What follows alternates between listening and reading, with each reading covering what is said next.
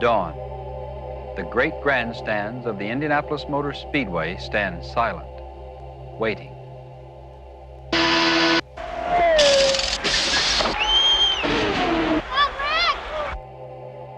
But within hours, they will groan beneath the weight of the largest single sporting event crowd on the face of the earth. And we have well, we lost our break.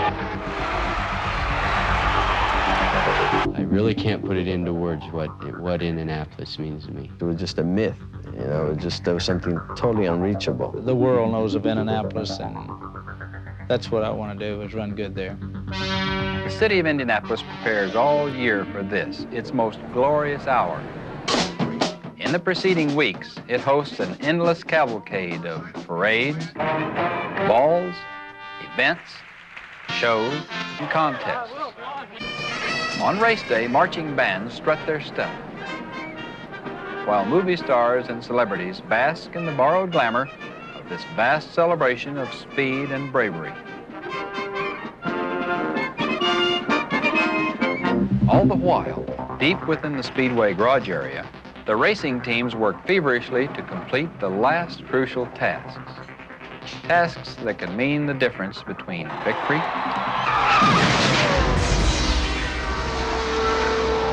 and defeat. Our mistakes can sometimes be a little bit more costly than, say, a 5-yard penalty. And I caught him on fire, and he dropped the extinguisher and ran. I can remember, you know, passing out in the car, trying to hang on. It's kind of like one of them dreams you're hanging on the side of a building, but your hands are slipping. To the vast crowd in the grandstand, the Indy 500 is a joyous festival.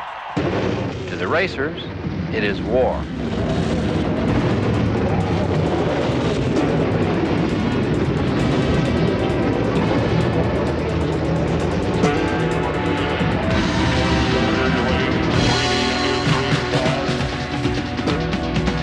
The moment has come. The battle is joined.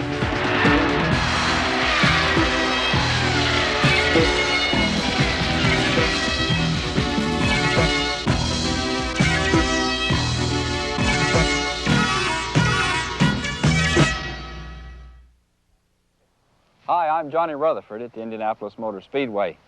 You know, even though the track is empty now, I can still feel the excitement of race day. The huge crowds, the competitive drivers, the incredible speeds. There's something special here. I've been fortunate to win the 500 3 times. Through the years, I'd won a lot of races, but it wasn't until I won here at Indy that I joined an elite group of drivers, winners of the greatest auto race in the world. But what is the secret of Indy that makes it so special? Join me for the next hour while we find out. It all started at the turn of the century. Entrepreneur Carl Fisher had a dream: to build a high-speed test track, a track capable of speeds as high as 90 miles an hour. He would call it the Indianapolis Motor Speedway. To generate publicity, the new Speedway's first event was a balloon race on June the 5th, 1909. The first ever motor race at Indy took place August the 12th, 1909 on motorcycles. But a week later, on August 19th, Indy finally saw its first auto race. Right away, though, there were problems. The crushed stone and tar surface of the new track broke up badly. There were terrible crashes, several fatalities. As a result, in the winter of 1909, the entire track was resurfaced with 3,200,000 bricks, thus Indy's nickname, the Brickyard. And in 1911, Fisher hit upon a remarkable idea. The Speedway schedule would be reduced to a single race, a grueling race, an astonishing day-long contest that would cover 500 miles. Memorial Day, May 30th, 1911, the first Indy 500. An American tradition is born. Cars streak through the turns. There are pit stops. The checkered flag falls. The world greets a new immortal, the first 500 champion, Ray Haroon. Here in the Speedway's Hall of Fame Museum is the very same Marmon Wasp that Ray Haroon drove to victory in 1911. See this thing? It's the first rear-view mirror in history. Haroon invented it, and it helped him to win the first 500, just like it helps you back out of your driveway. To this day, one by one, automotive improvements tested at Indy are still finding their way into your driveway at home. From your car's fuel injection, to the design of its pistons, to the shape and construction of your radial tires. From the start of the 20th century, Indy has been right at the heart of America's love affair with the automobile. Not surprisingly then, that other 20th century phenomenon, the motion picture, soon turned its cameras on the 500, hoping to capture some of this fascination on film. For instance, this 1949 Indy film, titled The Big Wheel, starred the irrepressible Mickey Rooney. Daddy, you remember Billy Coy, don't you? Yeah, hello, Billy. Billy won the 100-mile sweepstakes at Dayton last month. You did? And the 50-lap feature at Richmond. According to Hollywood, racing at Indy was just a matter of being at the right place at the right time. Well, ever handle a front-wheel drive, son? Oh, I handled a front wheel offie at Dayton. Hey, we might be able to make a deal here. How'd you like to drive number one for me in the 500? I'd like it just great. Like all Indy 500 films, it tries to tell us what Indy feels like. And it also tells us what you have to do to win. Like invite Mom along. That's my son. Pass everyone else like they're out of gas.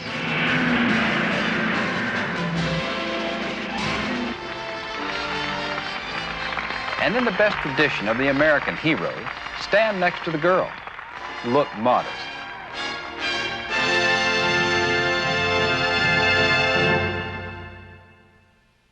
Of course, real life at Indy is different than Hollywood, a lot different.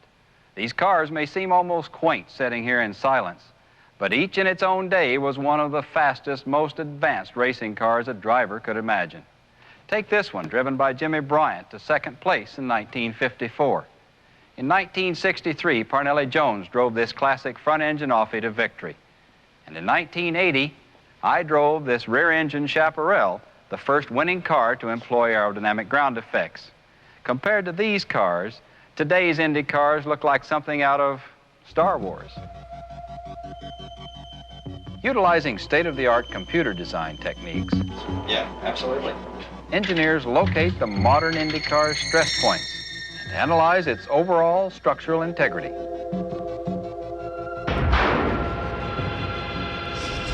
Once a preliminary design is generated, prototypes are sent to the wind tunnel for testing. After thorough testing, it's time to start building race cars. Odd as it may seem, in recent years, Indianapolis, this most intensely American race, has been dominated by British cars, most of them coming from March Cars Limited in Oxfordshire. Value each, about $250,000. The final assembly is about 250 man-hours. The whole thing is probably more like 5,000 man-hours. The cars are an individual hand-built piece and obviously very labor-intensive. As a race car manufacturer, we're actually perhaps more concerned with getting pole position because that proves that we have the fastest car. The race itself is a bit of a lottery, but then with so many cars being marked, even there the dice are loaded in our favor. Technical expertise, careful attention to detail, a fierce commitment to excellence. These are some of the qualities that go into designing and building a machine good enough to win the Indy 500. But what kind of men drive these incredible machines? Well, if there's one man who would know, it's Tom Carnegie. You may not recognize the name, but if you've been to the 500, you know the voice.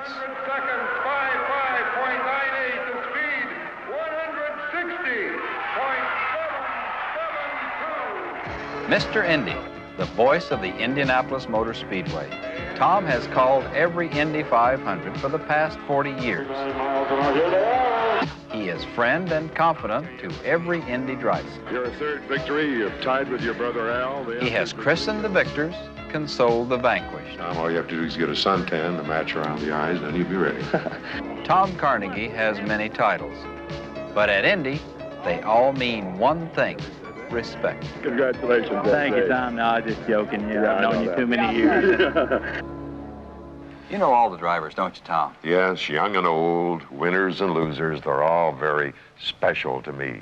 But of course, if you're going to talk about Indy drivers, you have to start with one of the greatest. He's unique, the only driver in history to win 4 Indy 500s, A.J. Foyt. A.J. captured his first 500 in 1961 in an exciting duel with the legendary Eddie Sachs. We raced all day long back and forth. It was still a toss-up, but I felt like I had him beat. And then we come in and they give me the fuel sign, late fuel stop. My heart just quit beating. I said, I'll never get this opportunity. I'll probably be running this good again at Indianapolis to be fortunate enough to win. And when he lost the tire, I know how he felt too, when he had to go in and change the right front. I took back over the lead, you know. And I guess that's one of the good things, that through the years where the good offset the bad, you know, back and forth. You win it, you lose it, and you win it. There for many years when I was youngster, it was just a myth. You know, there was something totally unreachable. Only the gods could touch that. I really can't put it into words what Indianapolis means to me. I can tell you it's my favorite racetrack. It's, the month of May is the most challenging month of my life. I was very excited to start Indianapolis, for sure. It's some experience that I always wanted to do, I always wanted to try, on back of my mind, since I was driving Grand Prix cars. If you can win it at a relatively early stage of your career, it seems like it sends you, it makes everything else so much easier. You just, opportunities start knocking, and you can, doors open that never opened before, obviously. It just completes something in a very special way. Indy is just the tradition there. You feel it when you're going down 16th and you look over there and you see tradition and feel it, and not even getting out of your car or rolling down your window, you can feel the tradition there. I was very surprised. I knew, a lot of people told me, you know, the big event in Indianapolis, but I have no idea until race day, race morning. When I arrived in Indy and I saw so many people, I never saw so many people in my life. I've been lucky enough to win 7 national championships, and nobody remembers them national championships. It mean nothing, but they all remember Indianapolis. It was wonderful winning the championships, but I'm really, my main goal is Indianapolis. I mean, let's face it, the world knows of Indianapolis, and that's what I want to do, is run good there. The mental strain is a little stronger in the Indy cars, really by quite a bit. It's Why? Because there's more on the line, more money, more prestige, perhaps? All of it. And the main thing is it took a month to get there. And gradually, all the way through that month, it builds, and it gets stronger and stronger and stronger all the way through, as far as the pressure goes. And then the speeds that you run, not wanting to make a mistake, 200 mile an hour, a football field per second, and that kind of thing, and it just, you know, the pressure is greater.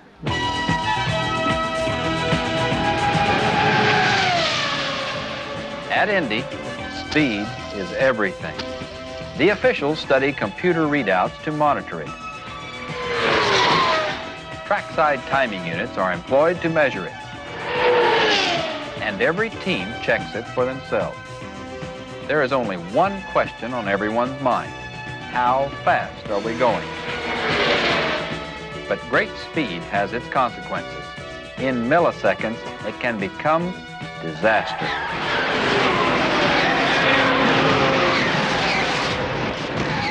And we have a yellow light.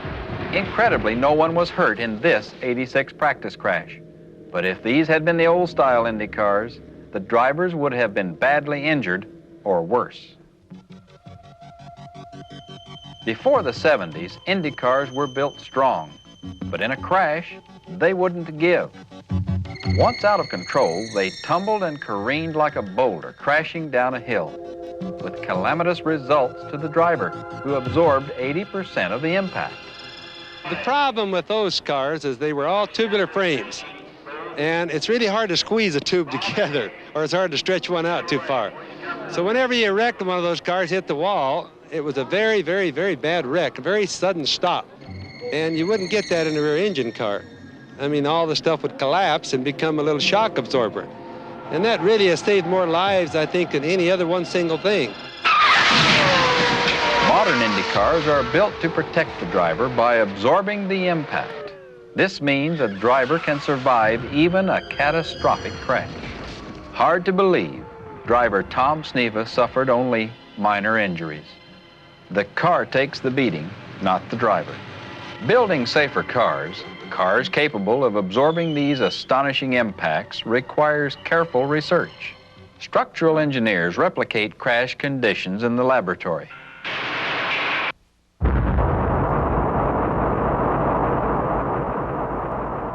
They measure the car's rate of collapse, then look for ways to improve it. Now what you're going to look at here is a series of lugs that were applied to twist the tub through the suspension system itself. The stresses are indicated by different colors. The stress that you see right here, which is very high, in fact is just where race cars tend to crack when they're in accidents, and occurs when the car strikes an object and the tire breaks away, front suspension, and comes back and strikes the side of the cockpit. Usually the cockpit either delaminates or cracks and the driver is injured by the tire coming into the cockpit. Driver safety and car design are very interrelated. The better we can understand the stress distribution in a racing car, the stronger we can make it. The stronger we can make it, the safer it'll be for the driver, and ultimately for everybody concerned with racing. But drivers still faced another danger: fire. Here it is, the horror, raging clouds of flame, over 1,000 degrees of deadly heat. In the old days, 40-gallon fuel tanks were mounted on the sides of the cars. In a crash, they could explode. Today's high-tech, self-sealing fuel tanks are built right into the backbone of the car for maximum crash protection. Gasoline has been replaced with less volatile methanol, safer because of its higher flash point. Still, combine raw fuel and a white-hot racing engine, and the danger is extreme. Rick Mears' pit row refueling accident. Methanol flames are invisible. These people are on fire, but nobody knows it. Not even the safety workers there to help can see it. Nobody realizes Mears himself is on fire until he jumps out of the car. Pit crewmen wearing protective clothing are burning too, but for agonizing moments, nobody sees. I saw a fireman spraying the car with a fire extinguisher. So I ran and jumped over the wall in front of him and I grabbed the extinguisher to stick it up my face. And when I did, evidently I caught him on fire. He didn't really have the protective clothing on. He just had regular clothing. And I caught him on fire and he dropped the extinguisher and ran. Despite what you've just seen, Rick Mears escaped that fire tragedy virtually unscathed. The primary reason is fire suit, just like the one I'm wearing. This suit doused with fuel can burn furiously for more than a minute and still protect the driver from direct flame.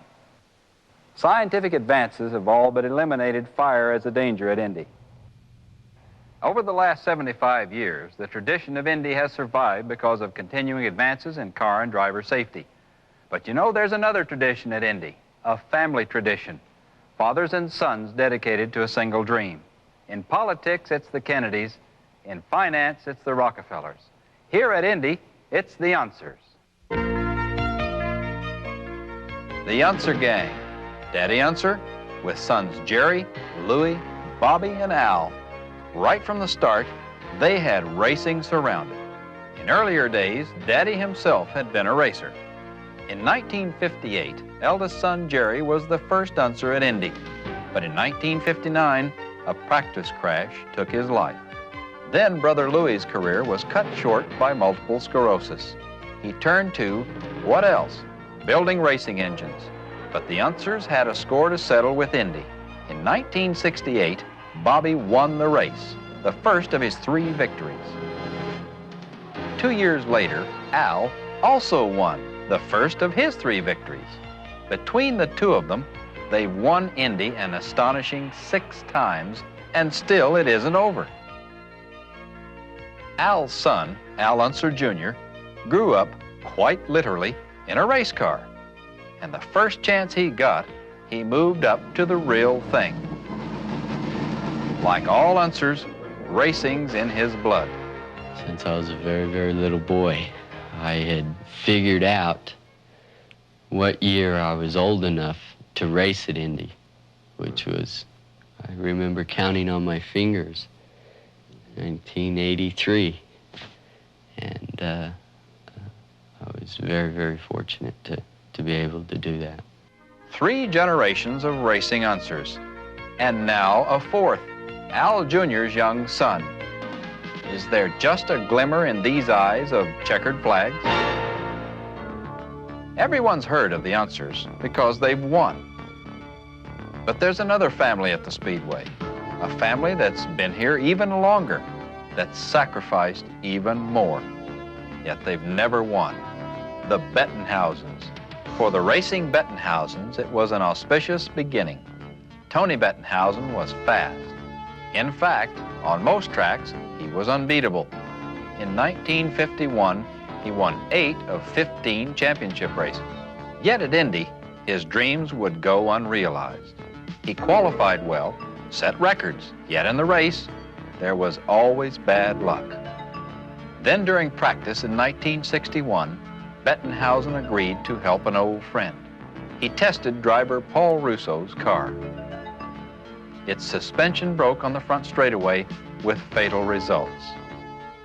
I admired my father, and I was very proud of him, and he was so popular with all the fans, and I was just very proud of him, and I wanted to be like him. Like the Unsers, the Bettenhausens had a score to settle with Indy. Gary first challenges the Speedway in 1968. By 1972, he is driving a radical McLaren racer for the famed Roger Penske team. This looks like a Bettenhausen year. Gary dominates the race. He leads for 133 of the 200 laps, setting speed records that would stand for over a decade. At last, when it appears the Bettenhausen dream is finally within reach, heartbreak. Within a few miles of triumph, Gary's engine overheats. His race is run. Today, Gary's younger brother, Tony Jr., also continues their family's quest for an Indy victory. Notice his car, not a major sponsor's decal in sight. Tony raised the huge amount of money necessary to run at Indy entirely through family and friends. We started back right after Christmas. I had some people that helped me last year put this program together, and with some help, some friends and neighbors, we started organizing, started with about 6 or 8 people, and then they got some of their friends involved, and it just was a snowball effect, and we ended up with 32 owners, and here we are. Winning here at Indianapolis is going to be the definite crown jewel. We're still going to keep on coming no matter what it takes. For more than 40 years, the Bettenhausens have pursued an impossible dream. Always fast, always popular, always a threat to win. At racetracks around the country, they have been champions countless times. Yet that one highest goal, to drive alone into Indy's victory lane, still eludes them. We've looked at the history of Indy, the cars, the drivers, but there's one thing we haven't looked at yet: the track itself. To begin with, it's huge, 2.5 miles long, just as in 1911 when speeds averaged 74 miles an hour. Today, the bricks are covered with asphalt, and speeds are more than 220 miles an hour. But the track at Indy demands to be taken one turn at a time. Coming down the front straightaway, crossing the start-finish line in Indianapolis, we are approaching speeds of 225 miles an hour. At this point, it's very critical because Indianapolis, the whole key is entry. We have 4 corners here. In entering one, the speeds are as high as they are at any point at the racetrack. So I position the car properly. I look for the apex, which would be about down where you see that second yellow line in the rubber part of the track, which we call the groove. At that point, I exit the corner. But turn 1 is just the beginning. Next is the small straight, referred to as the short chute. As we come off of turn 1, it's probably the most critical time as we come across a short chute for the driver and the car to be in a perfect situation. You have a very, very short chute, and it goes by extremely fast at 212 to 215 miles an hour. The driver cannot lift his foot off the floor at all. Next is turn 2, the gateway to the back straight. Keeping your speed here is essential. On entering turn 2, I already know I won't have to back out of the throttle because the car will be set up as good as we could get it. I'll come down to the line, maybe over the line a little bit, look for a spot on the wall, point to that spot, turn right before I get it. I use a little straightaway there so I don't kill any RPM, and that'll help sail me down the back straightaway. Out of turn 2, along the back straight, the halfway point. You've been on the track approximately 20 seconds. As I move down the back straight, I pull away from the wall, check my gauges, and just make sure everything in the car is normal. When I get to this point, when I pass the 3, this is where I start getting set up for turn 3. From the blinding speed of the back straight, you bank hard into turn 3. Immediately, G-forces triple your body weight. Turn 3, there are 2 very important things that I'm aware of. First, there's a drop on the racetrack when you're initially turning in. After you get through that, the chassis should be loaded, and then there's a bump, which you have to be at the right spot when you go through it. After you get through that, then you look to the exit, you try and get as close to the wall as you can and set up for the short chute. Out of turn 3, through the north chute, into turn 4, potentially the most dangerous turn on the track. As you leave the short chute in turn 3, you have to be aware of a small bump at the entrance of turn 4. After the bump, turn 4 is probably the smoothest turn on the track. This can make it the easiest as well as the most dangerous. The easiest because it's smooth, the most dangerous because you have pit activity, people ducking in the pits from the groove in turn 4. You bend your car out of turn 4 and onto the front straight. As you come off of 4, you're accelerating from 190 mile an hour up against the wall, down the front straightaway to a total speed of about 220 miles an hour. Finally, after less than a minute, you're back at the start-finish line. Here we are at the start-finish line in the middle of the front straightaway. When we cross here, we're doing over 220 miles an hour. Back there a ways, I've already checked my gauges and have made sure everything's okay with the car. When I come through here, I'm approaching and getting ready to turn into turn 1. And this is where the youngsters finish first. Driving the track at Indy is grueling, but how do you get your car on the track in the first place? First, get yourself a sponsor, a big sponsor. To be a front runner at Indy, you'll spend $2 million minimum. The 33-car starting field represents over $40 million in sponsorships and endorsements. It's smart business. Indy provides a unique opportunity for worldwide publicity. Once you've got a sponsor, assemble a team of mechanical wizards who will think of absolutely nothing but making your race car perfect, like the Roger Penske team. At Indy, the name Penske means winning. You know, I think this one really, you know, as all of them do, they have to go, it's a team effort, and the crew put in a tremendous effort, and it just shows how well-oiled the Penske crew and team is. Penske's super team won the 500 the first time in 1972. Since then, he's won 4 more and finished in the top 3 13 times. There are many super teams at Indy. They all must balance high-tech engineering, corporate politics, and hands-on skill. But to the public, the most visible example of the super team will always be the pit stop. Pit stops play a crucial role in the 500. The teams practice endlessly and even compete in a special pre-race pit stop competition, because seconds won or lost in the pits can make the difference between victory and defeat at the finish line.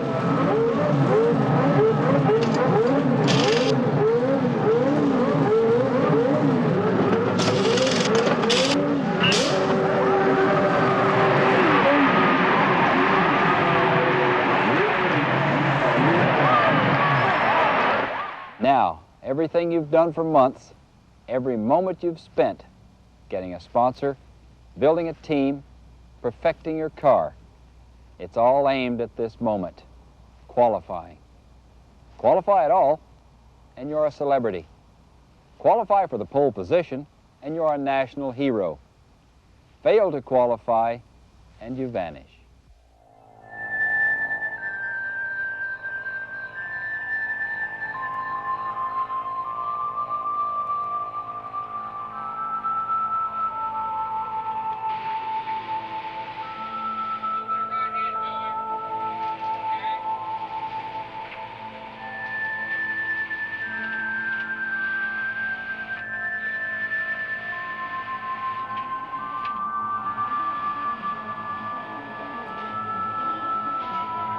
One by one, they arrive in the night.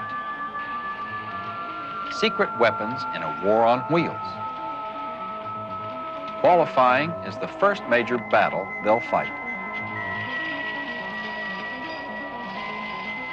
To qualify well, a car has to be perfect.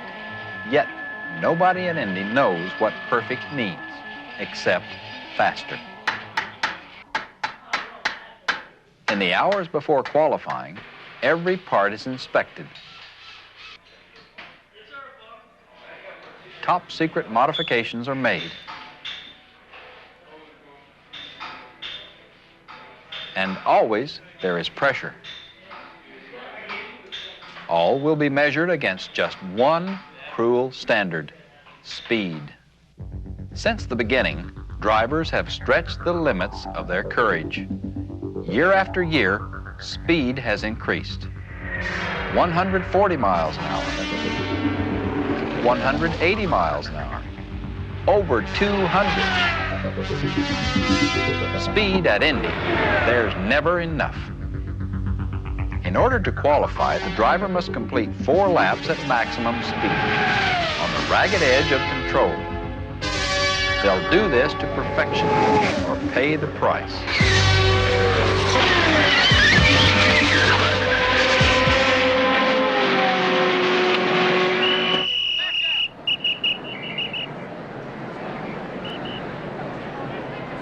The moment draws near, and as it does, officials, car owners, team members fade into the background. Now there is only one, the driver. He will risk everything: his team's pride, his sponsor's reputation, and his life.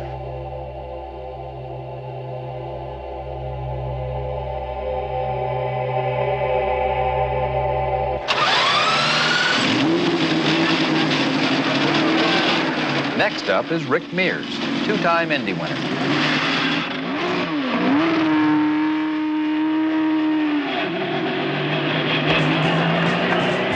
The hundreds of thousands of fans expect Mears to qualify.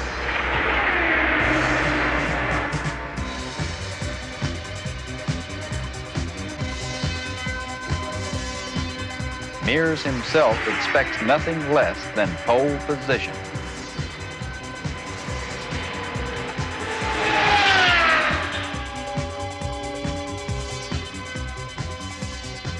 Oh, no, you won't believe it. It's over 217 miles an hour. Oh, golly. Here's the time. 41.364. 217.581. History in the making again. Rick Mears is on the pole, and here he is. Superstar drivers qualify on the first weekend in front of packed grandstands. But 1 week later, the 33-car field is almost full. The crowds are gone. 2 spots remain in the field, and Gary Bettenhausen wants one of them. Right now, it looks like George Snyder and I are the 2 most likely candidates to run fast enough to make the race, and it's just a matter if we do get a shot today that you know, one of the 2 of us are going to make the race, or both of us, if we get to run today. You know, I just got to wait and see what happens. His year is on the line. One last chance to make Indy. The green flag is out, and the run is underway for Gary Bettenhausen, his last chance to qualify. Now he is totally alone. 50 years of Bettenhausen tradition, a ride on 4 narrow patches of black rubber.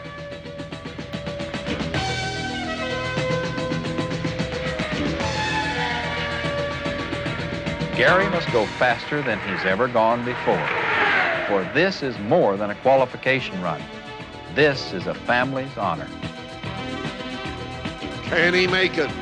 Can he make it?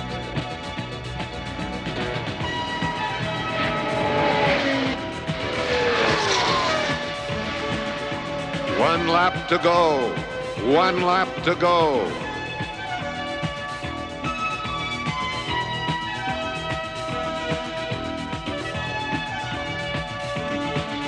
The checkered flag. It's a good one. He's safe. Once again, a Bettenhausen will challenge the Indy 500. Qualifying at Indy, desperate, stark drama. Either you make the show or you fail completely. Year after year, more than 250,000 fans come out to see this qualifying drama. Indy attracts more people for qualifications than any other track gets for its feature race. And over the years, nobody's seen more of these immense crowds than Tom Carnegie. Year after year, it amazes me, Johnny. The masses of people in the stands, the incredible roar they make when they're excited. And of course, not all of the Indy 500 excitement happens at the track.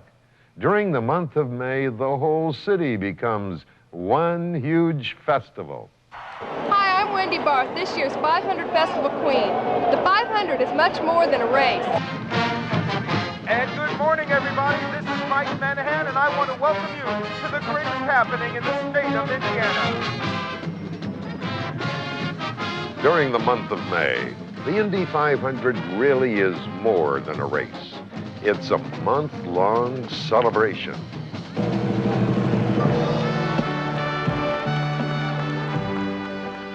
The 500 Festival Queen is crowned, and the city admires its fairest new celebrity.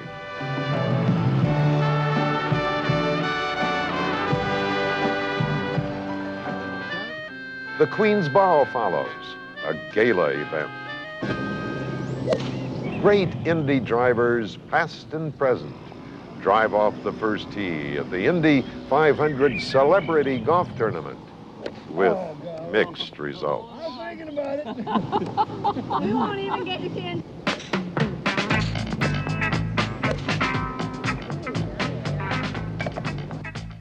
A benefit fashion show is staged by the drivers, their wives and families, to raise money for charity. There's also a children's art festival. But during the month of May in Indianapolis, racing is never far away, whether it's in cars or on foot. The 500 Festival Mini Marathon draws a huge field of contestants and fans.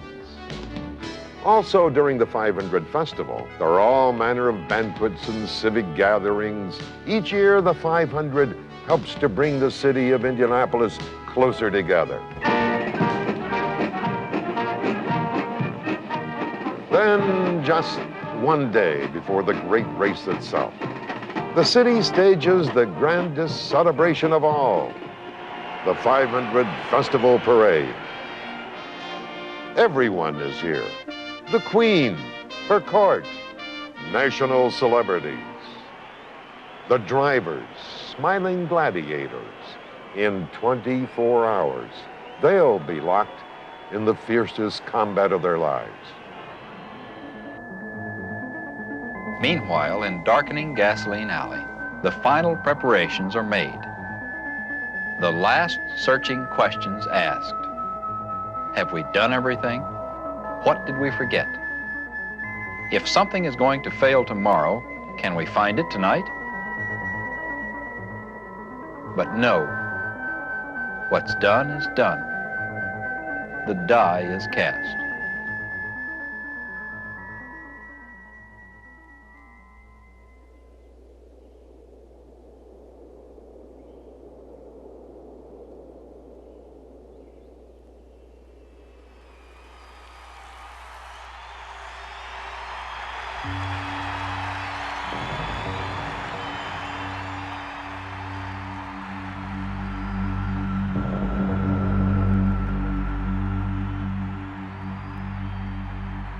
A year of preparation, 1 month of days and nights. Finally, the waiting is over. Start your engine.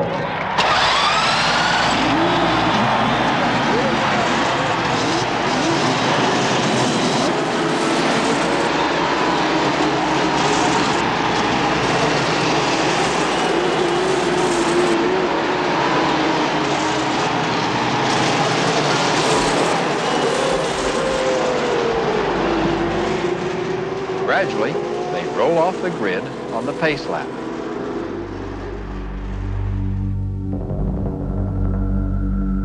The starter waits. A clean start is critical.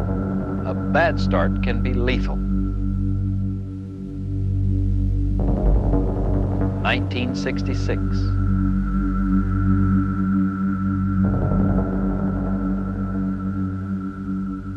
(1973).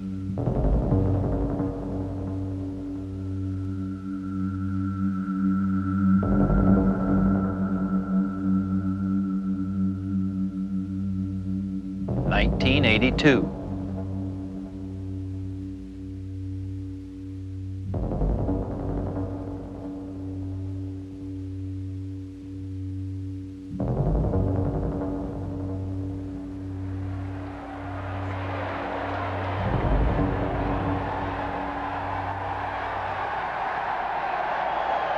Here they are. The duel of speed, courage, and nerves begins. And the green flag flies and the race is on. We wish them all Godspeed.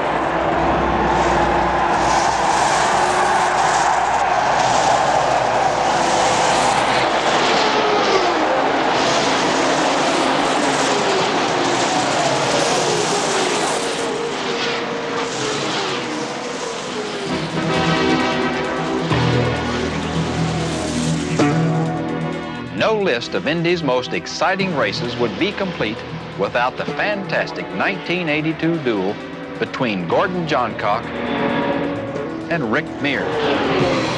After more than 2.5 hours of battle, the race has come down to a fierce struggle between these two drivers. And they're in together, the two leaders, Johncock and Mears. The final pit stop of the day. It's up to the crews.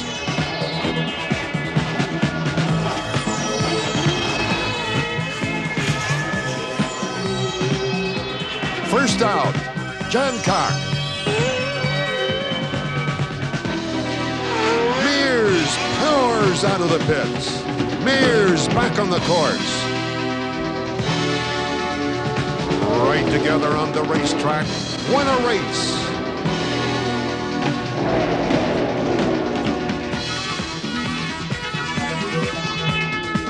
Just 4 laps to the checkered flag.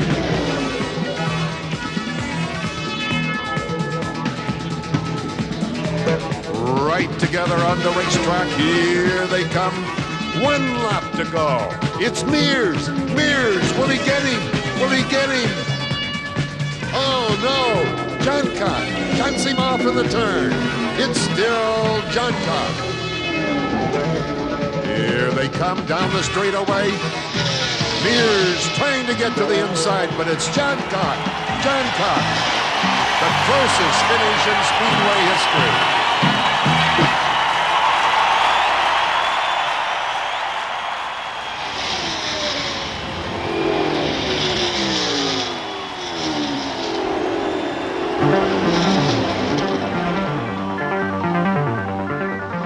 The track at Indy can change from year to year, and even from day to day. And a car that handles perfectly during practice may turn out to be a handful on race day. In 1983, Tom Sneva's car is handling badly at the start of the race. In the pits, Tom's crew makes crucial adjustments to fine-tune his car. 6 drivers have held the lead so far. Tom Sneva in a position to challenge now. 3 times Sneva has finished second. Now he's got a chance at victory. Trouble grizzly spin. Sneva gets by.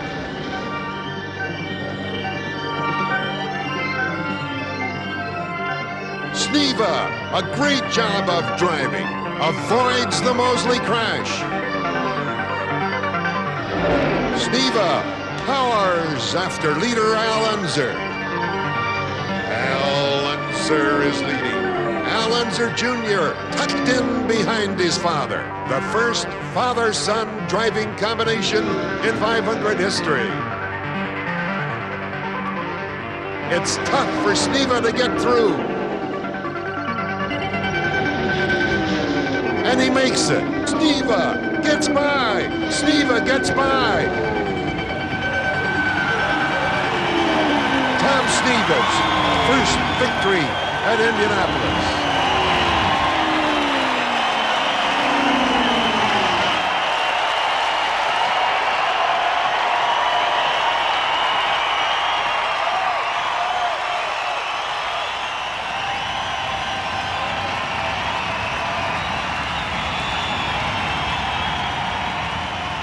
Indy, 1985. A beautiful, tightly bunched start. For the first 200 miles, Danny Sullivan is driving carefully, hanging back around 6th place.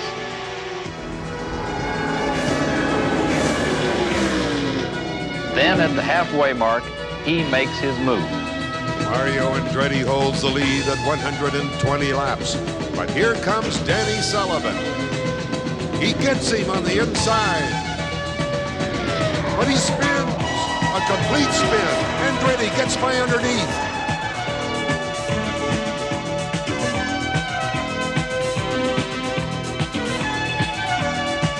Somehow, Mario Andretti avoids the spinning Sullivan.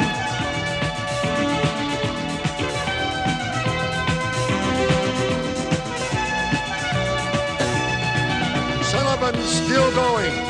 Sullivan's still going. It's a miracle. And again, he goes after Andretti.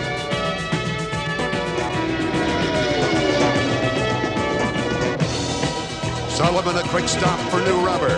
He's back out there. Andretti leading, Sullivan second. Same spot on the track. Will he make it? Sullivan does. This time, a perfect pass. And he's on the way to victory. His first victory at Indianapolis. Danny Sullivan. Danny Sullivan's spin to win victory. A miracle. For most, a spin at Indy means a shattered car, maybe worse. For Danny Sullivan, it was just an incident along the road to immortality.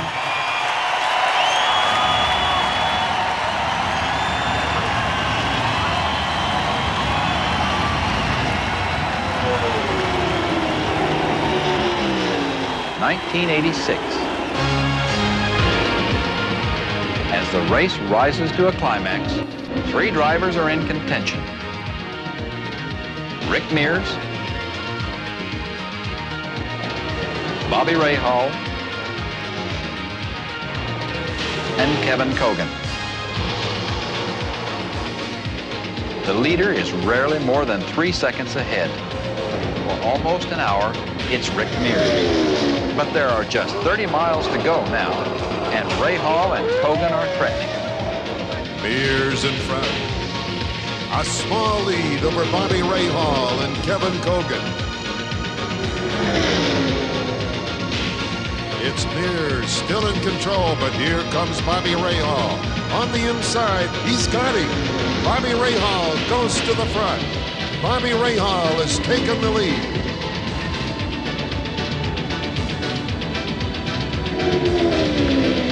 And here comes Kevin Cogan.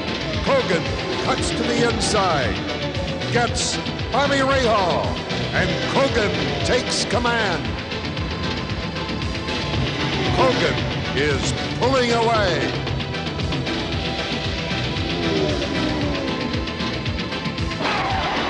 North end of the pits, it's Ari Lyon. The yellow flag is out. The field gathers behind the pace car. Hogan's lead reduced to a few feet.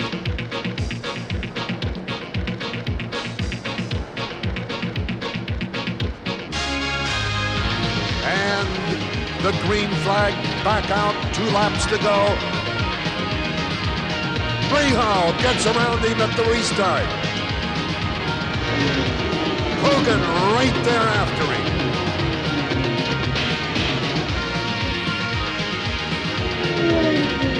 Rahal goes on. He has it. He has it.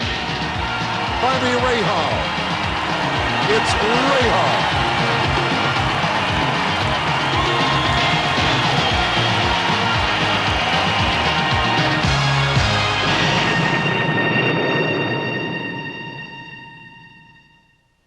The Indy 500. We started out searching for what makes it special, and we found that it's a tradition of excellence. For 75 years, this track has hosted the greats, then singled out the greatest. The 500 is an American celebration of those with the skill, the speed, and the courage to be the best. I'm Johnny Rutherford. See you on race day.